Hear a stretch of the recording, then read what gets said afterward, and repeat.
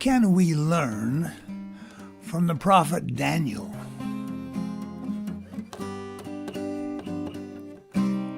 Trusting in the Lord will bring deliverance. Years ago, I was in an audience where Hugh B. Brown, President Hugh B. Brown, in the first presidency of the church, was introducing the speaker to us, who was the ambassador from England. And President Brown got a laugh from the crowd and from the ambassador with this little story.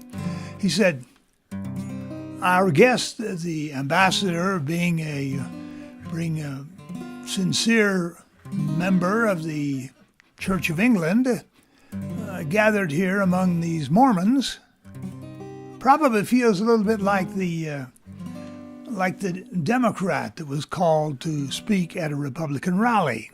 He was nervous before he gave his talk, and the master of ceremonies came and said, just say a little prayer. And the man said, that's the one thing I can't do. I don't want the Lord to know where I am. And Her Majesty's ambassador was certainly worthy of the occasion. He started his talk by saying, on the contrary, I feel like a lion in a den of Daniels. Well, would that we could all be in a den of Daniels today. We need it. Our young people, they need examples of the young Daniel and his friends who refused to drink the king's wine or eat his rich meats and other foods. They preferred simple and healthy foods and other things. We older folk certainly need the examples of powerful prophets who speak fearlessly. Daniel, who prophesied of the rise and fall of kingdoms, including the kingdom in which his people and he had been captive, being held captive. Fearless man. Daniel's great prophecies, many of them have come to pass already, and the others will. And one of his prophecies we can see around us every day. It is that eventually the Lord's kingdom will overcome, overtake, and preside over all the kingdoms of the world. Great prophet Daniel.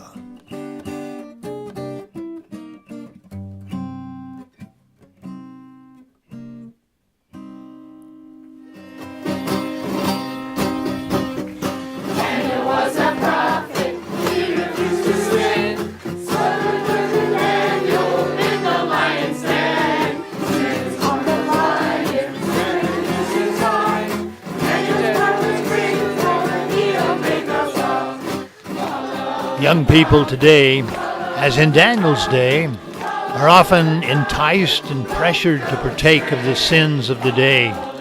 How can we help them be like Daniel and stand firm?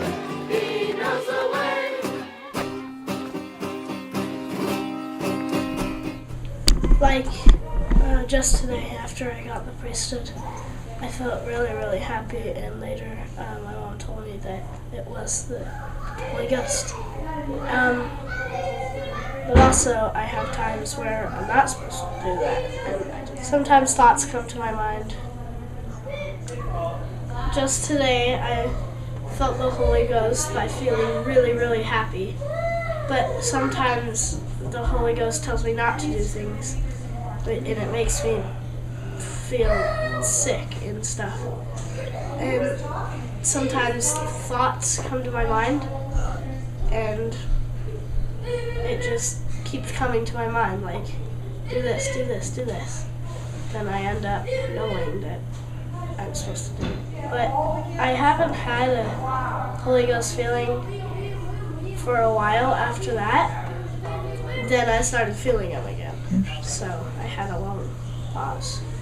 During the pause, I wasn't very kind, or neither of our family was. It only felt like the Spirit was with us, just not very often. And then he kept coming back, and we feel a lot happier now. Interesting.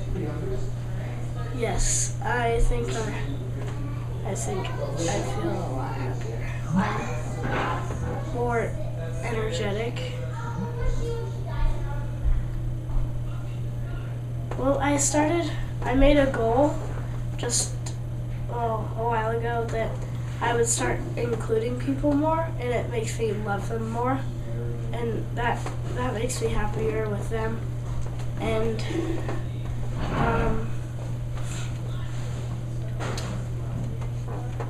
I just feel like every time I include someone,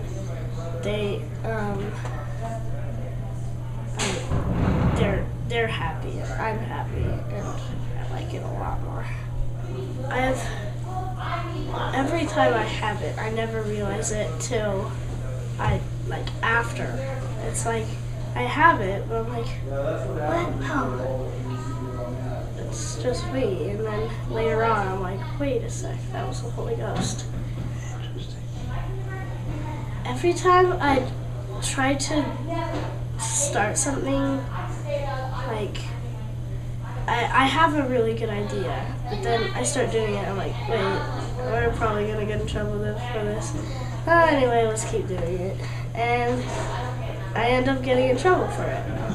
Then I realize, oh crap, I should have listened to my feelings and stuff.